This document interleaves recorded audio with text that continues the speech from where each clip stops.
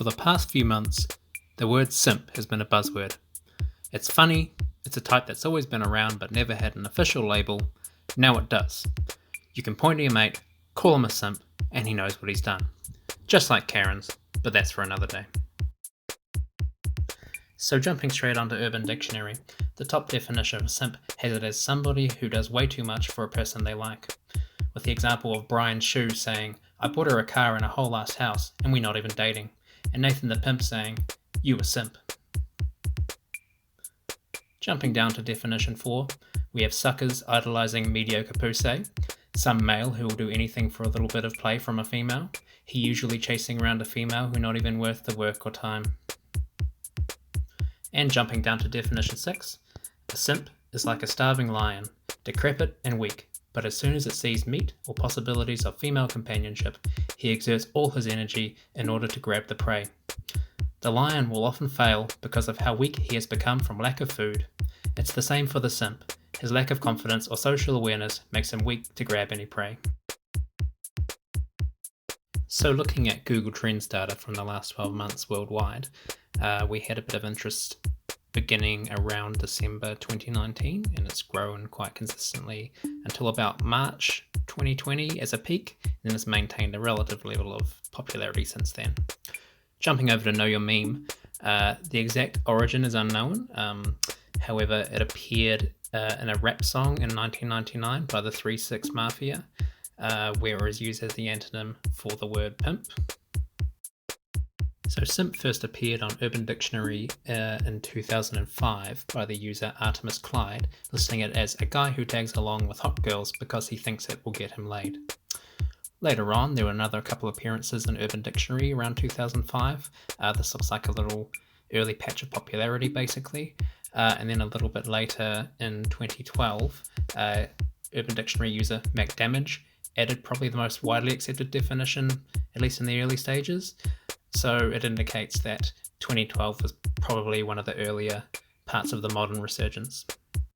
Not long after this, in 2013, the first definition for simp, including the sucker idolizing mediocre pussy tagline, appeared, and that was also another critical period in the simp development.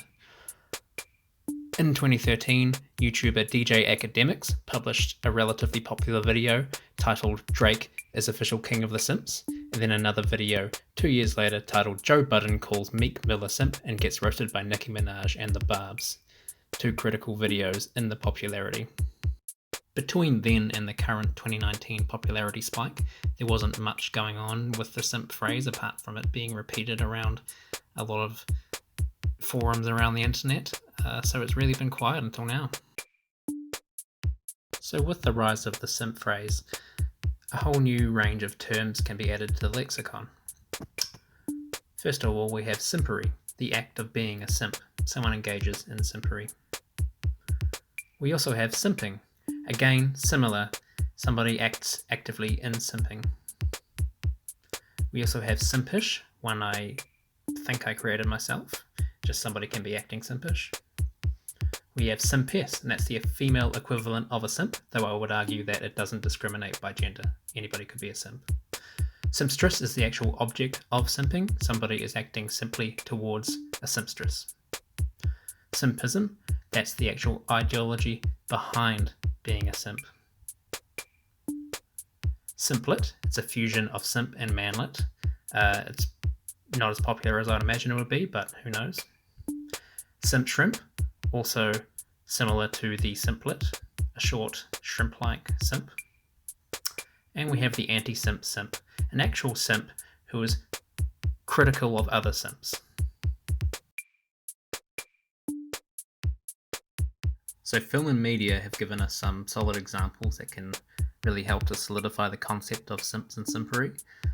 First of all, there's Game of Thrones. Ser Jorah, he declared his love for Daenerys, put his life on the line for her without a chance of any sort of romantic reciprocation. Next up, we've got Jacob from Twilight.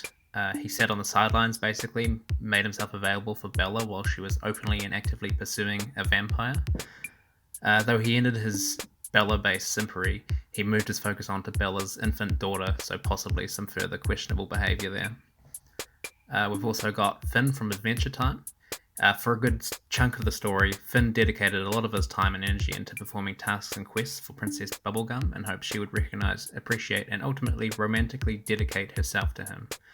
It should be noted that Finn had a number of successful romances with characters across the show, probably most noteworthy of which is Flame Princess. And finally, we've got Mordecai from Regular Show. I want to note I don't watch Regular Show, but it was quite popular on the internet, so just take this one with a grain of salt. But what research has told me is that Mordecai simps quite excessively for Margaret, who is his simpstress.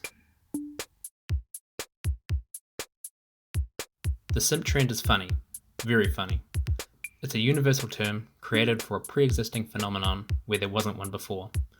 Much like Karens, they always existed, we just didn't have a label. At face value, it's a word that exists to be used to mock people. But when we think about it deeper, I think it's the first step in the treatment of a problem. To explain this, I want to draw a parallel to medical problems. Back in earlier times, like hundreds if not thousands of years, you'd have your local crazy, probably homeless and with quirks, and what we would call today mental health issues.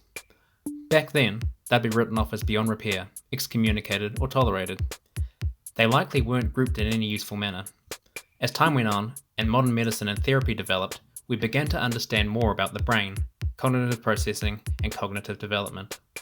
The singular crazies turned into people with one or a few of a wider range of disorders.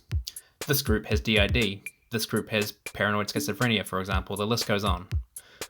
With the clarification of the issue, professionals have been able to research and treat or at least medicate issues with particular people. This allowed the globalization of research, so people on the other side of the world could work with classifications and work on the exact same problem as someone on the other side of the world, instead of people working on different levels of an ever-developing classification system. I think this has strong parallels to the idea of simpery.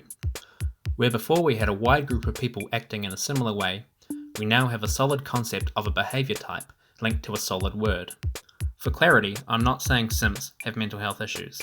What I'm saying is that by actively simping, a person is often acting outside of their best interests. Not always, but often. If you had a friend or a loved one who was showing simpish behaviours, out of love or compassion, you would probably wish they had different priorities or more success. So, to my original point, I think the simp trend is the first step in the societal treatment of what is an issue for some people. Before this, you had that friend or colleague who spent their weekend avoiding friends so they could be free in case their simpstress needed them. You knew it was bad, but you didn't really have a way to discuss it with a wide range of people. Now you can do something like jump on Reddit and ask how to deal with a simping friend, and a wide range of people in similar circumstances around the globe can discuss their views, their stories, and ways to help your friend. In grand conclusion, the simp fad is funny, and probably going to become a common term in the years to come. It's very entertaining at face value when used in a good context. Above and beyond this, I think it's going to directly result in positive changes in people's lives by creating a classification of behaviours that are not in the best interest of people portraying them. So next time you move to call out a friend or a loved one on simpery, step back for a minute and consider if this is actually an opportunity to help them make better decisions in life. Think about how you can outline the futility of their actions, or clarify the way they are acting outside of their own self-interest. Everyone is different, and the circumstances by which a person might enter into simpery can vary from person to person. So if the person is truly deserving of some flack, have fun and go for it. It's pretty funny.